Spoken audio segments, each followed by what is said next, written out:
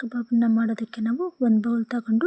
2 table spoon ಮೈದಾ ಹಿಟ್ಟು, 1 table spoon cornflour, 1 table spoon ಅಕ್ಕಿ ಹಿಟ್ಟು, 1 ಟೇಬಲ್ ಸ್ಪೂನ್ ಧನಿಯಾ ಪುಡಿ, 1.5 table spoon chilli powder, 1 table ಸ್ಪೂನಷ್ಟು ಗರಂ ಮಸಾಲ, 1/4 ಟೀ ಸ್ಪೂನಷ್ಟು ಪೆಪ್ಪರು, 1/4 ಟೀ ಸ್ಪೂನಷ್ಟು ಜೀರಿಗೆ ಪುಡಿ ಮತ್ತು 1 ಟೇಬಲ್ ಸ್ಪೂನು ಶುಂಠಿ ಬೆಳ್ಳುಳ್ಳಿ ಪೇಸ್ಟು, ರುಚಿಗೆ ತಕ್ಕಷ್ಟು ಉಪ್ಪು, 1 ಮೊಟ್ಟೆ ಎಲ್ಲನೂ ಹಾಕಿ ಒಂದ್ಸಲ ನೀಟಾಗಿ ಮಿಕ್ಸ್ ಮಾಡಿ ಲಾಸ್ಟಲ್ಲಿ 1/4 ಸ್ಪೂನ್ ಆಗೋಷ್ಟು ಅರಿಶಿನ ಪುಡಿ, 1-2 ಸ್ಪೂನ್ ಆಗೋಷ್ಟು ಮೊಸರನ್ನು ಸಹ ಸೇರಿಸಿ ಒಂದ್ಸಲ ಈ ರೀತಿ ನೀಟಾಗಿ ಮಿಕ್ಸ್ ಮಾಡಿ, ಈಗ ನಾವು ವಾಶ್ ಮಾಡಿ ಇಟ್ಕೊಂಡಿರೋಂಥ ಚಿಕನನ್ನು ಸಹ ಇದಕ್ಕೆ ಸೇರಿಸಿ ಒಂದ್ಸಲ ಮಿಕ್ಸ್ ಮಾಡ್ಕೊಳ್ಳೋಣ. ಈ ರೀತಿ ನೀಟಾಗಿ ಮಿಕ್ಸ್ ಮಾಡಿ ಒಂದು ಹಾಫ್ ಆನ್ ಅವರ್ ಇದನ್ನು ಮ್ಯಾರಿನೇಟ್ ಆಗೋದಕ್ಕೆ ಪಕ್ಕಕ್ಕಿಟ್ಟು ಸ್ಟವ್ ಮೇಲೆ ಫ್ಯಾನನ್ನು ಇಟ್ಟು ಅದಕ್ಕೆ ಬೇಕಾದಷ್ಟು ಎಣ್ಣೆನ ಹಾಕಿ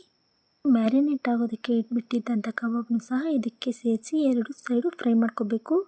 2 ಸೈಡು ಸಹ ಗೋಲ್ಡನ್ ಬ್ರೌನ್ ಆಗೋ ತನಕ ನಾವು ಈ ರೀತಿ ಫ್ರೈ ಮಾಡಿಕೊಂಡು ಲಾಸ್ಟಲ್ಲಿ ಇದನ್ನೆಲ್ಲ ಒಂದು ಪ್ಲೇಟಿಗೆ ತೆಗೆದು ಅದಕ್ಕೆ ನಾವು ಕಟ್ ಮಾಡಿ ಇಟ್ಕೊಂಡಿರೋಂಥ ಒಂದು ಅರ್ಧ ಹೋಳು ನಿಂಬೆಹಣ್ಣು ರಸನೂ ಸೇರಿಸಿದ್ರೆ ಕಬಾಬ್ ನಿಮಗೆ ರೆಡಿ ಇರುತ್ತೆ. ಇದರ ಫುಲ್ ವೀಡಿಯೋನು ಸಹ ನನ್ನ ಚಾನಲಲ್ಲಿ ಅಪ್ಲೋಡ್ ಮಾಡಿರ್ತೀನಿ, ನಿಮಗೆ ಬೇಕಿದ್ರೆ ಒಂದ್ಸಲ ಚೆಕ್ ಮಾಡ್ಕೋಬೋದು.